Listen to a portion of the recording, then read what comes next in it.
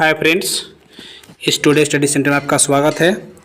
आप यहाँ देख रहे हैं 1 नंबर क्वेश्चन में लिखा हुआ है कि वर्ण किसे कहते हैं, है ना। 1 नंबर क्वेश्चन में लिखा हुआ है कि वर्ण किसे कहते हैं।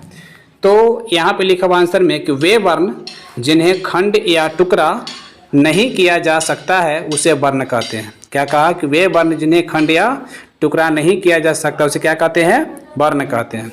जैसे यहाँ पे लिखा हुआ है क, ख, च, ट, त, प, म, यानी कि इसका मतलब हुआ कि क वर्ग में जो होती है क, ख, ग, घ, अंगा होती है। फिर उसका च, छ, ज, झ जो होती है, उसका ट, ठ, ड जो होती है, त, थ, द भी होती है, उसका प, फ, व, भ भी होती है। तो ये सब जो होती है, तो ये सब को जो है सो वर्ण है। बट यहाँ क्या किया गया कि क के नीचे हलंत लगा दिया गया। क लिख करके उसके नीचे क्या लगा दिया गया है, हलंत। फिर ख लिख करके उसके नीचे क्या लगा दिया गया है, हलंत। तो कहने जो हलंत लगा दिया है, तो इस हलंत का मतलब होता है कि वह आधा क लिखा हुआ है। उस पर से लिखा हुआ है ख, तो ख के नीचे हलंत लगाया हुआ है, इसका मतलब क्या हो गया कि वह है आधा ख। उसका च के नीचे लिखा गया हलंत, वो भी क्या हो गया, आधा च। तो जिसके जिस वर्ण के नीचे अगर हलंत लगा हुआ हो तो समझिए कि वह जो वर्ण है सो क्या है, वो आधा है। तो आधा जब हो जा गया तो उसको और आधा किया जा नहीं सकता है। इसलिए कहा दिया गया परिभाषा में कि वे वर्ण जिन्हें खंड या टुकड़ा नहीं किया जा सकता उसे वर्ण कहते हैं। तो ये सब तो टुकड़ा है, ये है। अब इसको और इससे ज़्यादा टुकड़ा नहीं किया जा सकता है। उस प्रकार से जैसे आपका नेक्स्ट क्वेश्चन नंबर दे दिया गया है 2 में कि वर्ण के कितने भेद होते हैं। वर्ण के कितने भेद होते हैं, तो याद रखिएगा कि वर्ण जो होती है वह वर्ण के कितने भेद होते हैं, 2 भेद होते हैं। वर्ण के कितने भेद होते हैं, 2 भेद होते हैं। नंबर 1 में है स्वर वर्ण और नंबर 2 में है व्यंजन वर्ण। अब उसके आगे दिया गया है कि स्वर वर्ण के कितने भेद होते हैं, सॉरी स्वर वर्ण किसे कहते हैं। क्वेश्चन नंबर 3 में दिया गया है कि स्वर वर्ण किसे कहते हैं।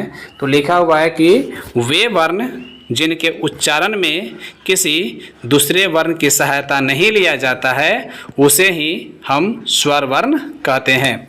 जैसे लिख दिया गया है अ, आ, हर्षी, दीर्घी, हर्षु, दीर्घु, री, ए, ऐ, ओ, औ।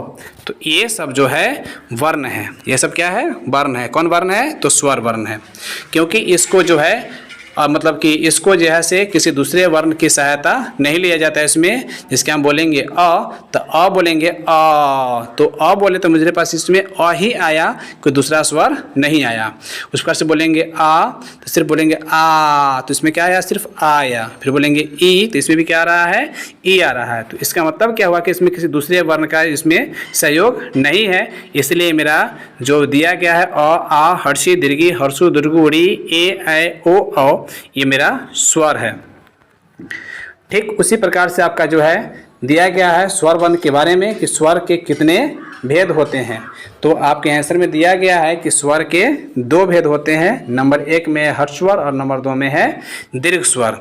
अब यहाँ क्वेश्चन नंबर 1 को जो दिया गया है 1 नंबर में हर्ष स्वर, और उसके बारे में पढ़ेंगे कि हर्ष स्वर किसे कहते हैं। तो लिखा हुआ है कि जिस स्वर के उच्चारण में, है ना, लिखा हुआ है कि जिस स्वर के उच्चारण में कम समय लगे उसे क्या कहते हैं, हर्ष स्वर कहते हैं। जिस स्वर के उच्चारण में कम समय लगे उसे क्या कहते हैं, हर्ष स्वर कहते हैं। जैसे यहाँ लिखा हुआ है अ, हर्ष, ई, उ, री। तो ये सब को उच्चारण करने में, इनके बोलने में जो है कम समय लगता है, इसलिए इसको हम क्या कहेंगे, हर्ष स्वर कहेंगे। उस प्रकार से आपका नेक्स्ट क्वेश्चन दिया गया है कि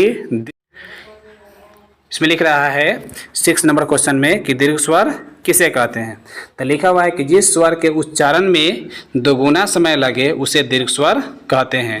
जैसे बोलेंगे आ, उसके बाद है दीर्घ ई, दीर्घ उ। तो ये सब को जो है बोलने में ज़्यादा समय लगता है, यानी कि 2 गुना समय लगता है, इसलिए हम बोलेंगे इसको दीर्घ स्वर।